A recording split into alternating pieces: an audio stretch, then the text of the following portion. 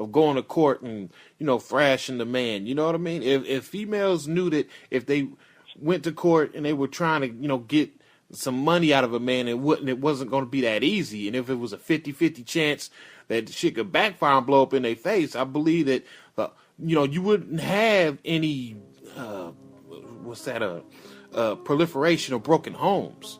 You know what I'm saying? But they make it so easy for the woman to go in and just, skull fuck the dude. It's like, shit, why not? And also, we all know the concept of debt is slavery.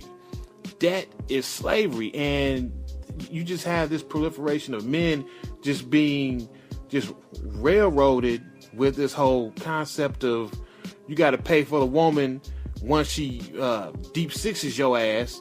And then, what does that say about, how do you pick up stakes and go on about your business, about your life, and find another woman, but you still taking care of the woman that kicked you to the curb? You know what I'm saying?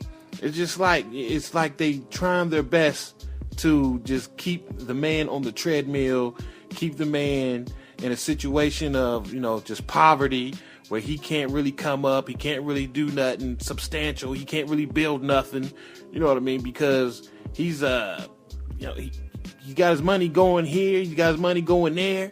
You understand what I'm saying? Yeah, because see, what you hit up on a key component or a key tenet or a central idea. Right. And what that is the concept of debt. Right. Because if they can keep people on the treadmill through debt, and if they're the money lenders, they can enslave a whole country through debt. They can enslave whole societies through debt. Right. This is the benefit of the elite, to keep homes broken. Right. It is in their interest to ensure a certain level of poverty and inequality in society. Because if there's debt and there's poverty, then people won't rumble about doing menial labor for low wages. Right. See, it's a way of reinstituting feudalism, where a handful of people control the wealth and control the land, and you had a large peasantry with a very thin managerial class. That's all it is. It is a way to maintain feudalism. That's all it is. It is in their interest to create broken homes, because broken homes perpetuate poverty. Right. And poverty perpetuates debt. You understand? Exactly. Because they're going to get the woman back, because the woman's going to consume. Whatever money that woman gets from that man, she's going to put back in their pockets through the process of consumption. Right. So what the man is in essence doing is just spending to try to alleviate a debt that can never be resolved. Exactly. To alleviate a debt that will never be paid back, that will never fully be satisfied. There's no way he can make any type of accord or satisfaction of the debt, because it's continuous. And if you have children, it's worse. Because, and even if the children are not yours, I think we discussed this before, the law has a term. There's a term called loco parentis. Right. It's Latin. That term means one who stands in the place of a parent. That's what loco parentis means. So even if that child is not yours biologically,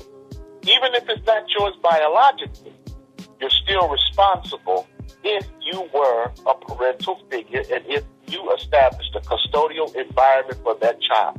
You're still responsible. That's why you see all these men getting caught up in these paternity tests, where it was one dude, he was in prison, and the girl forged his name on the birth certificate. Mm-hmm. He didn't even sign the birth certificate. He was in prison, and they still put him on papers for child support. Well, they put him on child support because he was the last one with her. He was the last one in a relationship with her when she got pregnant, even though the child is not his. Dang. See, so these laws that these men are experiencing are these draconian laws that were set up to ensure that while the woman didn't have any social or political checks and balances, she would always, in some instance, have a way back into a man's pocket. See, the feminists didn't cut that line. They cut every other line. Now, they came up and they said, well, they want a woman to be able to make as much money as a man. They want a woman to have equal rights as a man, except when it comes to incarceration or debt. Right. That's the exception. So they were able to accomplish this by not fully severing the tie during the divorce proceedings. And those proceedings are still on the book to this day. I can remember a man who was in the Air Force for 20 years. He was retired. And his wife, she didn't want the divorce. Okay. He wanted to get rid of her. All right. And what happened was she got half of his pension. Jesus, man. She walks away with half of his pension. You know. And to see what happened to him, it was, and there's nothing that can be done about it because those are the laws. The first thing they do is establish that financial affidavit. Anytime you get a divorce, they make you fill out something called a financial affidavit. Okay. On that affidavit, you have to disclose every penny you have. They want to see, and here's the fuckery of it. If you're broke, they give you a divorce in 90 days. Okay. If you have any kind of money, that divorce gonna last the whole year. Wow. Shit, man. Because they want to see how much you have so they can figure out what is the property settlement going to be. What is the property settlement? What is going to be the separation agreement involved in you getting rid of this person? Shit, you know. So the laws are set up that way to create poverty. Where men are concerned, because women will have a sort of assistance through Big Daddy government. They'll be able to get, the welfare programs. They'll be able to get AFDC, food stamps, WIC, whatever the case may be. They have assistance. There's very little assistance available for that man. What I see, right, it's like, because, man, you know how me and you do, man. Like, we know tons of broads, man, they ain't about the right thing, man. But, even though, because we both know it transcends class lines and shit. But, I mean, I know so many females that get child support and they get, a certain amount of money from a dude and shit, man. And it's supposed to go to, taking care of the child.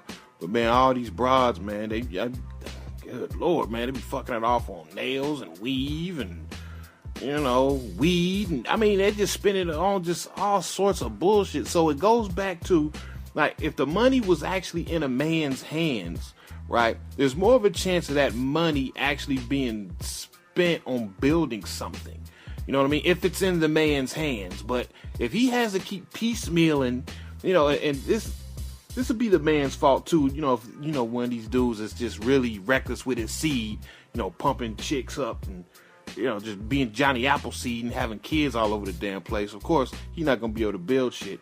But, when the money leaves his hands and it has to go to the woman, the woman ain't going to build shit.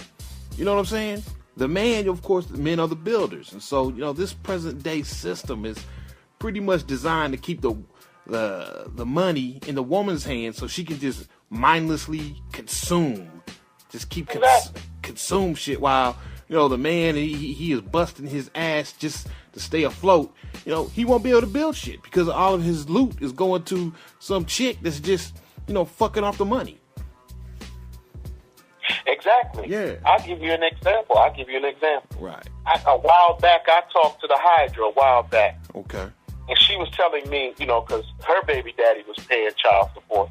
Right. And she thought that in addition to what he was paying, she thought that he should pay her additional money for the DP&S. Jesus, man. You see what I'm saying? Right. So if you're already getting child support for 2 kids and you're working, why would you need additional money for him from the DPL? Well, she needed because she was fucking it off. Right. You see what I'm saying? Mm-hmm. The money that he was giving her for those children, or the money that he was coming out of for his children, for clothes and so forth, she was fucking that money up. And she wanted him to go in his pocket for all the extras. Right. She wanted him to go in, well, not extras, necessities. So in other words, if she took the money and fucked it off on a rental car, or she took the money and fucked it off on kicking it, you know, with her little clique. Yeah. Because she didn't pay the bills, she thought that she had the right to go back to him and stick him up for the money that she was supposed to pay the bills with. Right. No. That was the kind of irresponsibility that she was on.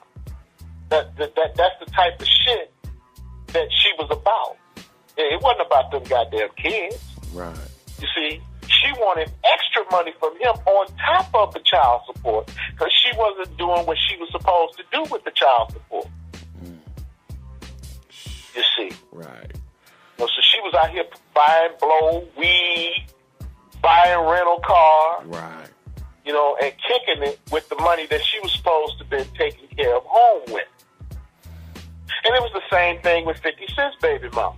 50 Cent's baby mama, she was getting, I think it was $7,000, and she wanted some more money. And 50's lawyer said, well, wait a minute. I need an accounting of what that money's been spent on. Okay. And when she went into court, she could not give an accounting of what she spent that money on.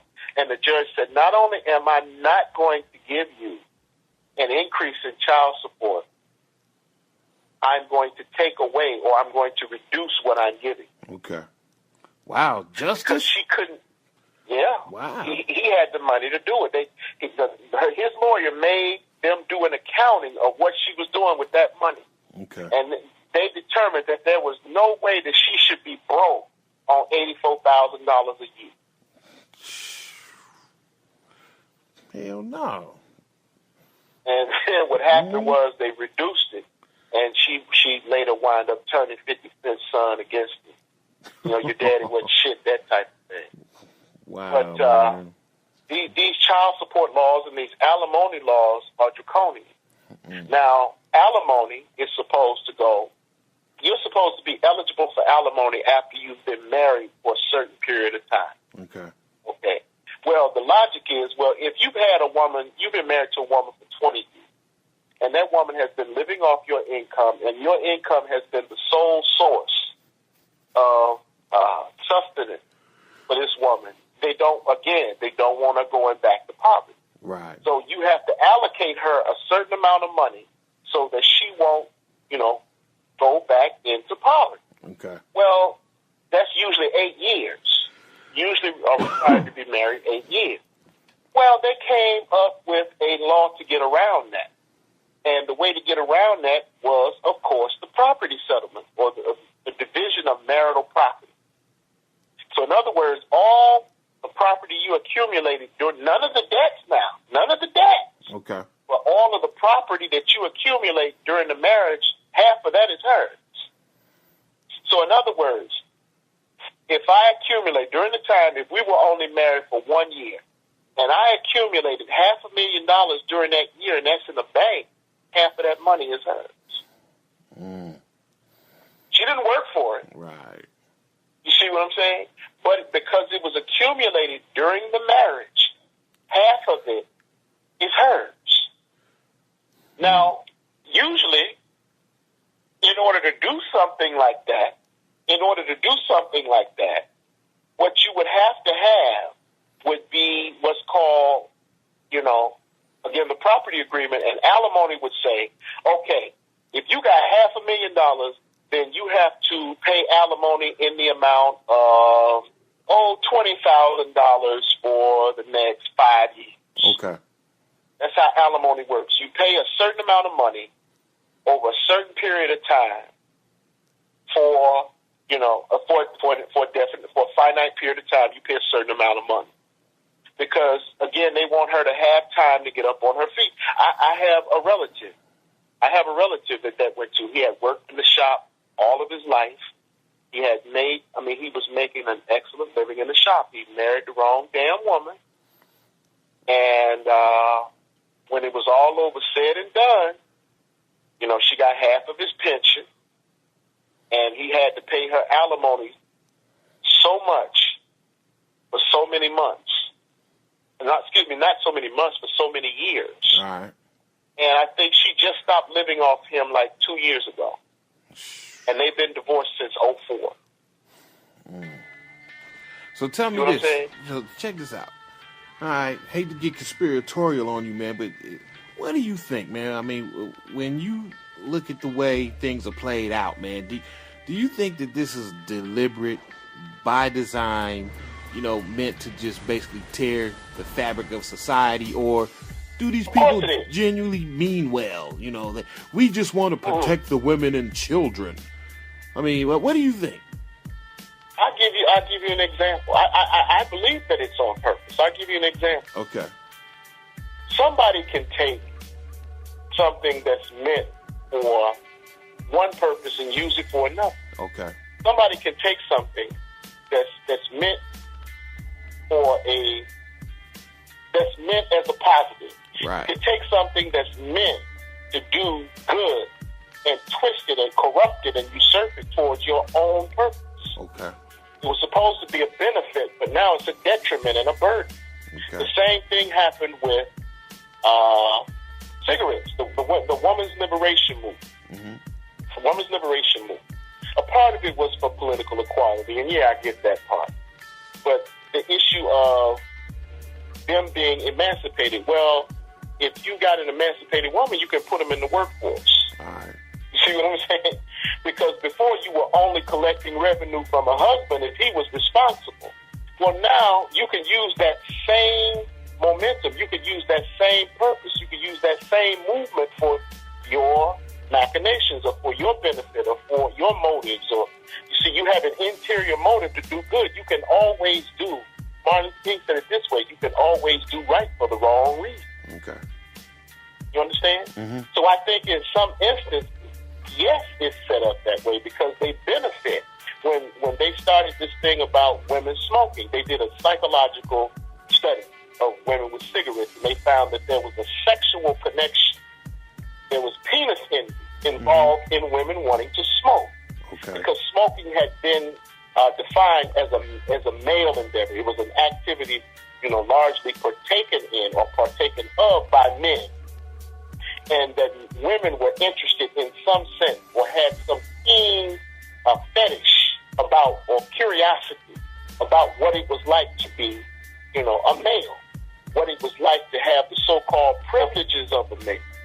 So you encourage this type of, liberation of this type of emancipation of freedom of women. It served one purpose, but it also allowed them to open up a whole new market with respect to the cigarette industry or the tobacco industry. Okay.